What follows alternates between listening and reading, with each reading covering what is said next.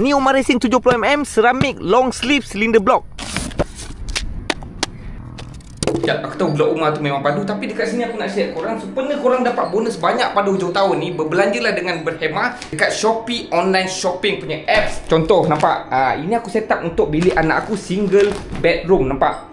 Bantal 2 set, kain cadar dan juga selimut. Tapi jangan risau, korang boleh pilih pelbagai warna yang korang nak. King bed ada, queen bed ada, twin sharing pun ada. Yang penting korang kena pilih kedai yang betul untuk berbelanja online.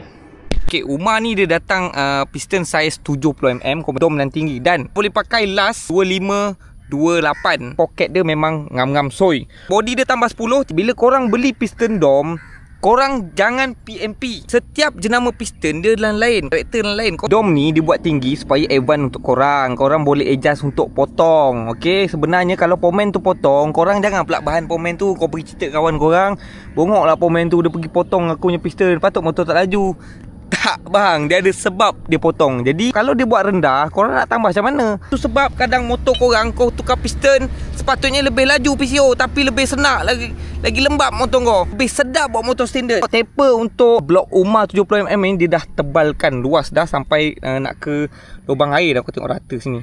Tu dia memang design tak ada tulang sebab dia nak cutting lightweight. Kau jangan risau, tak ada tulang tak semestinya piston ni tak kualiti.